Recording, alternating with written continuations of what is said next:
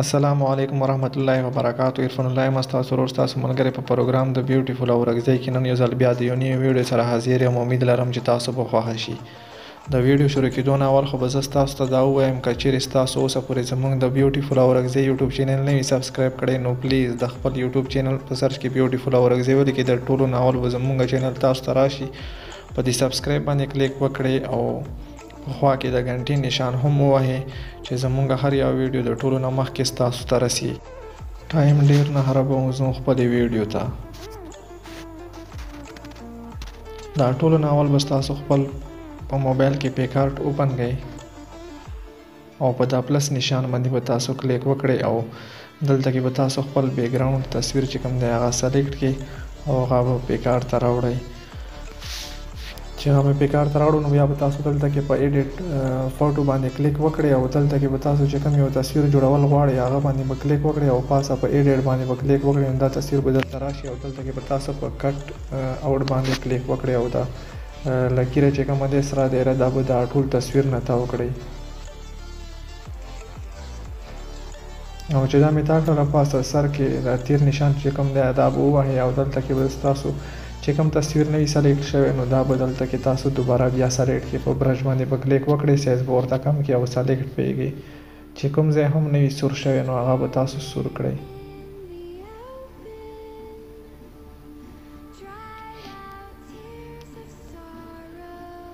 او دلته کې چې داسې ځای وي چې تاسو ویډي نه بغیر سور شوی وي نو هغه به تاسو بیا ریزر کړئ دلته کې.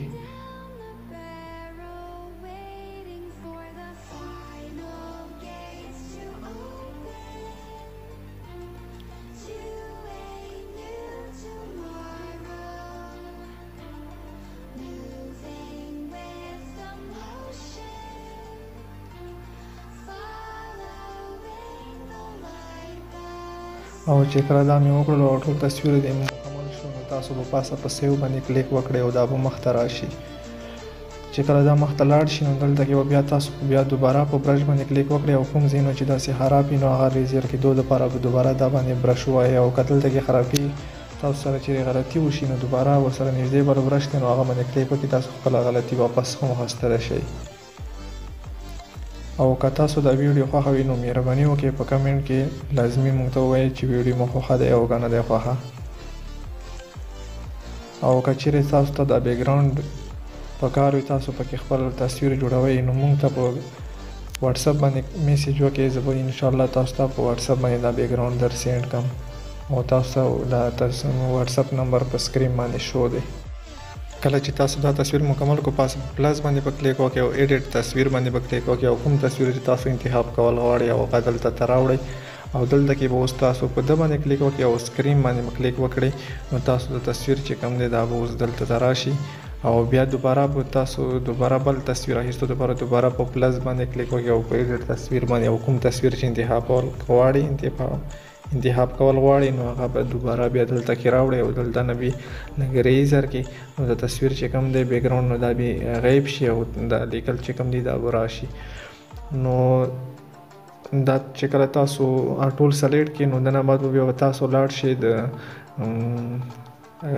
ډراو ته او ډراو کې به تاسو دا تصویر سیو کې په خپلې ګیلري کې او چې ګیلري کې مې کله تاسو سیو کو تاسو به اوس ډایرکټ د خپل موبایل ګیلري اوپن کړئ او دا تصویر به پکې راواړوئ او کوزه په شیر بټن باندې به کلیک وکړئ او دلته کې به تاسو دا تصویر ډایرکټ لایټ روم ته ایډیټ کړئ. دا به اوس په خپله لایټ روم ته ایډیټ شولو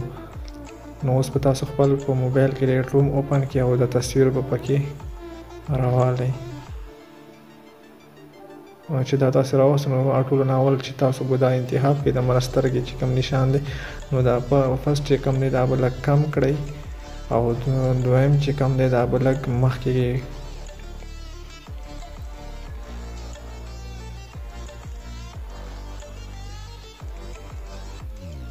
بیا به تاسو ورپسې بل ته لاړ شئ او بل ته دلته کې به هم همداسې طریقه وکړئ، سچوریشن به لږ زیات کړئ او دلته کې به ټولو نه اول چې کوم دی هغه به لږ کم کوي او دویم چې کوم دی سچوریشن دا به زیات کړئ او بیا به ټول نه اخیرنی چې کوم دی هغه به لږ زیات کړي، نه سوري کم به کوي، او دوباره او کوزه چې کم دی هغه به هم لږ کم کوي، او بیا به بل ته لاړ شي، دا به هم همداسې وکړي او بیا به یې ډن کړئ، او بیا به ورپسې بل ته لاړ شي او بل ته کې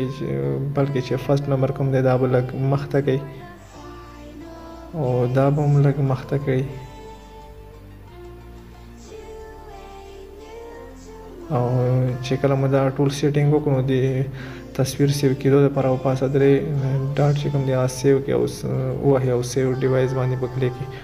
نو ستاسو تصویر په خپل موبایل کې سیو شي. د نننۍ ویډیو دا او د بلې ویډیو پورې خپل ورور عرفان الله ته اجازت ورکړئ. په لوی الله مو سپارم. خدا حافظ.